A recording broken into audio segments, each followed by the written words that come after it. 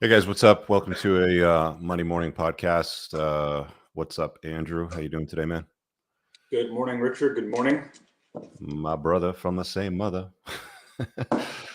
Hey, Yep. we have had requests to talk about a wide variety of money topics, and I have one here that will be of interest to our audience and to you. It's about vehicle repair, car repair.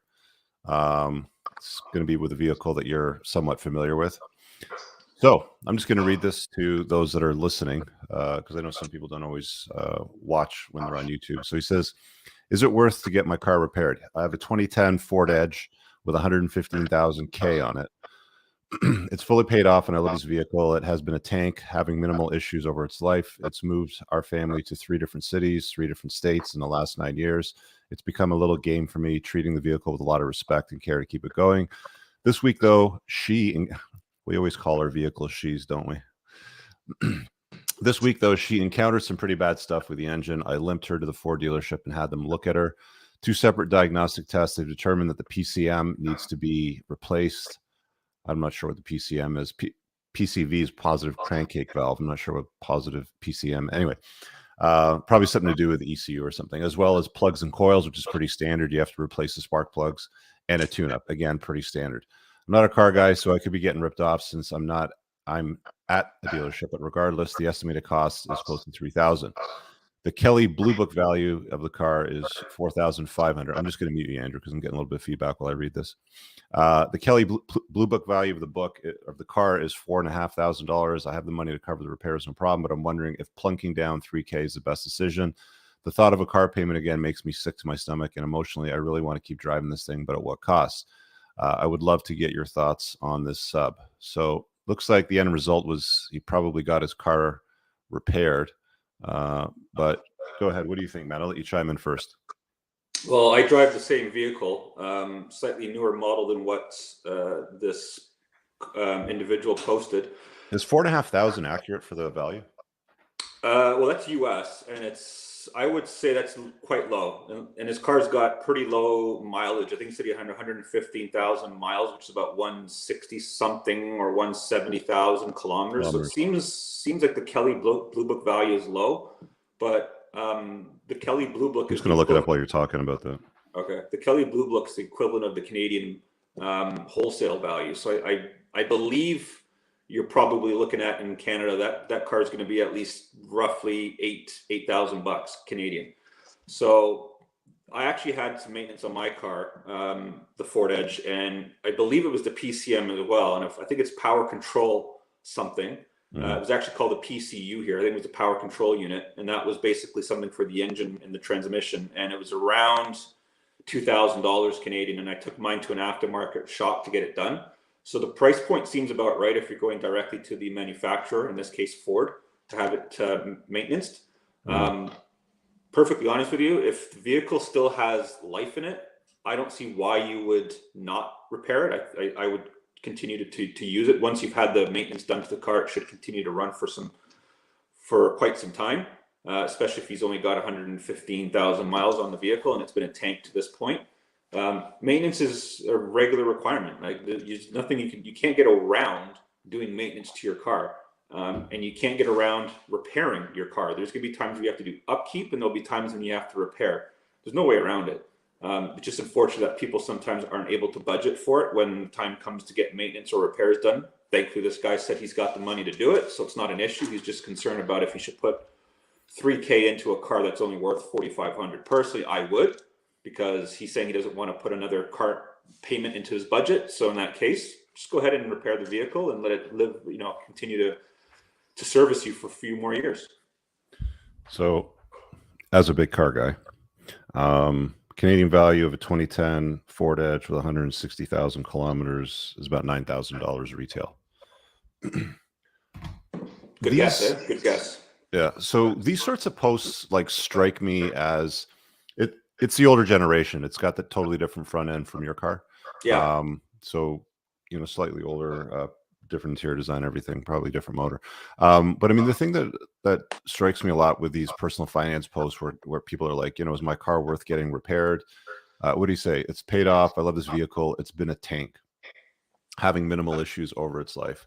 to me, like right off the bat, that just reeks of guys that aren't car people, that don't know how to maintain vehicles, and being surprised that they have to put some money into it, like to change spark plugs.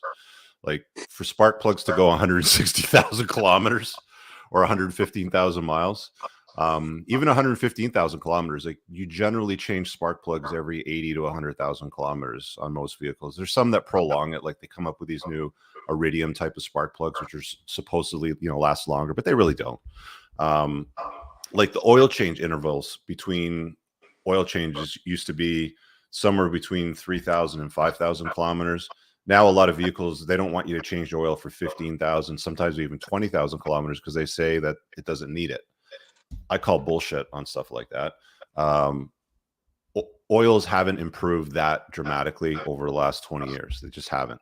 So I think a lot of this stuff, has to do with maintenance issues. But there are cars that have, flaws. Like if Ford Edges have PCM issues and it costs you a couple grand to fix it, and it's been reliable for 100,000 miles, 160,000 kilometers, dude, what are you complaining about? Like you're going to throw it in the garbage and get another one? Is that the plan? You want to go and spend 40 or 50 grand for a brand? What does a new Edge cost? Depends on the model that you're driving. In Canada, the top one is about 60,000 Canadian, and I think the base starts around 40. So in the US, the base probably is around 25 to 30. To be honest with you, I agree with you. Like it would be ridiculous to consider getting rid of a vehicle for one expensive repair when the vehicle is approaching 14 years old. Especially if you're not a car guy and you don't care, and it's been good to you. So yeah, you're talking $40,000 to $55,000 on current listings right now. Sorry, up to $65,000 depending on the trim. So Edge ST would be about $63,000, $64,000. I always say people love complicating their lives and justifying why. It's like, if you're not a car guy, cars don't matter to you, the car's been working, you're going to have to put maintenance to it. You're going to have to, replace tires. You're going to have to repair brakes. You're going to have to change air filters and do the oil and do spark plugs and tune-ups and stuff like that. I don't know. I got nothing much else on it. I mean, unless you've got the money and you're wealthy and you like cars, I don't see the reason on spending cars. And I'm saying this as a car guy that likes cars, that happens to have money. Like even I am relatively reasonable when it comes to vehicles, right? I don't know. I think we can pretty much close this one on that note. There's somebody with a question in the live chat I want to hit in a second, but do you have anything else on that vehicle idea? I can see where where he's coming from. On the surface of his post, it's, well, my car's worth $4,500. Do I put $3,000 into a car that's only worth $4,500? That's why he was asking the question. Like, I understand where he's coming from, but the logistics of it is, you put $3,000 into the car, it's going to last you another 3, 4, 5 years. You don't have to have car payments for another 3, 4, 5 years. You decide to not put the $3,000 into the car and go buy a new car, depending if you're financing it or buying it outright. If you're financing it, you might be paying $400 a month. $400 a month for 12 months of the year is $4,800 for 1 year. You're putting $4,800 into a new payment for 1 year. You multiply that by 3, that's $15,000. So in retrospect, it makes sense to put the maintenance into the vehicle if the vehicle still has life in it. And from the sounds of what this guy is posting about his vehicle, there is life in that vehicle. The kilometers aren't that high. The year isn't that old. It hasn't had a lot of issues in its history. So to me, it's a no-brainer. Put the $3,000 in, let it run you another few years, and at that point, if there's another major issue, you can make another decision at that time. Yeah, I mean, you take care of a car, it'll last 200. I'm going to say 200, 500,000 kilometers minimum, which is probably, I would even say 200,000 miles, up to about 300, 400,000 miles. If it's a well-maintained car, like tanks. Like he calls a Ford Edge a tank. A Ford Edge isn't a tank. It's a very average vehicle and reasonably durable. If you want a tank, like a diesel F1, like F250, 350 pickup truck, a Toyota 4Runner, a Toyota Corolla, a Lexus GX SUV, like those things will go forever. I've even seen people with close to 1 million miles on certain brands of vehicles that are legit tanks. So crying about 115,000 is kind of entry level stuff. Let's do this. Let's deal with this question, and we'll wrap up because we like to keep these tight and short. So guys, if you're watching live, you'll get an opportunity to ask questions live during the show. So make sure you're subscribed to the channel and you got the notification bell hit so you can watch live stuff. Joe asks, what are your thoughts on the avalanche method and the snowball method in paying down debts? Is one better than the other? That's Dave Ramsey. Are you familiar with this stuff, Andrew? I'm familiar with the snowball effect of debt roll-up. I've not heard of the avalanche method, but it seems very similar. If it's got a snowball and an avalanche, they kind of build up momentum and pay and eliminate something quicker as time progresses. So it sounds like they have a similar method involved. Do you know the difference between the two? Because I've not heard of an avalanche method. It must be a US type terminology. I mean, I've talked about this before on this channel and even on other channels. I don't like Dave Ramsey. I think he's a bit of an idiot. In my opinion, there's really only a few ways to deal with debt. One is to pay it off if you have the resources. If you don't, then the other two ways that I'd recommend is either a bankruptcy if you're well in over your head, or the debt settlement strategy, which is what Andrew does at Total Debt Freedom. And the link to get more information on that is in the ticker below.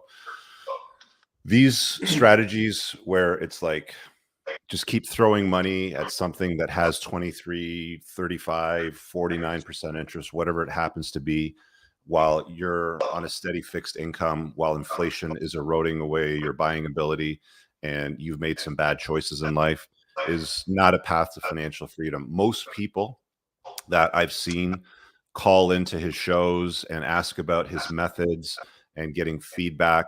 It's all the same stuff. It's be a man, man up, marry that woman that is a total train wreck, and pay off your bills with this strategy. And to be honest with you, like I said, your best three options, in my opinion, is if you have the means, pay it off. Don't get into debt, obviously. And the other two ways are if it's way too much debt, well in over your head, you've made some bad life choices, life hit you the wrong way, bad things sometimes happen to good people. Bankruptcy will clear the slate, and it's not as bad and not as damaging to your credit as you think. It's actually pretty reasonably easy to clean it up and clear up your credit. Or if you don't want to go that route, the debt settlement strategy is better. In my opinion, there's companies in the States that do debt settlement, freedomdebtrelief.com. That's Andrew Hauser's company. He's a friend of mine. I know his business and his structure. And that's the other thing too. Ramsey shits on debt settlement all the time. This guy doesn't know what he's talking about. He's just trying to sell you his Bible books and his avalanches and snowballs. And I'm telling you, that might work for some people, but it doesn't work for a lot of people. Yeah, you have to have significant income and cash flow surplus to roll out one of those strategies, and a lot of people don't. That's why they're carrying the minimum payments on their products every month. So some people can take advantage of the program or that initiative, but a lot can't. So you're right. Like sometimes a lot of people have to consider bankruptcy. A lot of people have to consider a debt settlement program. Look, I mean, if you have $100,000 in credit card debt and your income isn't that great, you might feel good for a fleeting moment paying off your little $700 or $1,000 credit card balance that had a 28.8% interest. That might make you feel good for a couple of seconds, but you're not digging yourself out of a hole. You're just throwing all kinds of money at debt. People don't understand it. The way that banks and credit card companies charge interest on the products is they have all these items that money goes to before it even hits the principal that you owe. Goes to late fees, charges, interest, penalties.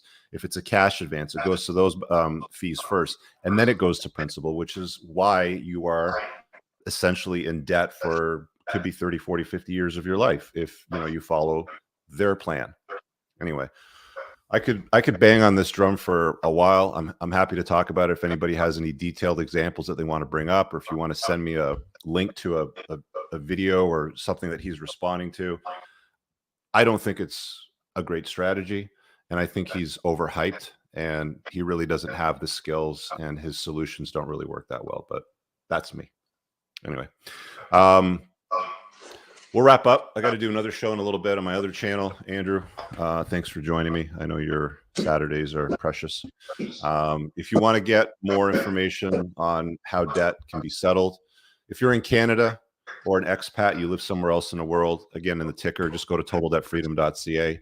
If you're outside of Canada, just search for debt settlement in your country. In the US, there's lots of good companies. Like I said, Freedom Debt Relief is probably the one that I would endorse because my friend Hauser runs it, and I know he's a good guy and he runs it properly, very similar to the way that TDF has been set up. Or there's also my book on Amazon. It's like less than $10. It's called Enough is Enough, the DIY debt settlement guide your creditors don't want you to know about. Just search for Richard Cooper on Amazon plus debt settlement or DIY debt settlement, and you'll find it. And you can learn how to do it yourself over there for less than $10. All right, guys. See you guys later. And we'll be back next Saturday, same time, same place, for a quick review on something similar like this. And that's it, man. Anything before we wrap up? No, everyone enjoy your Easter weekend and have fun. Oh, yeah, Easter weekend. Enjoy it. See you guys later.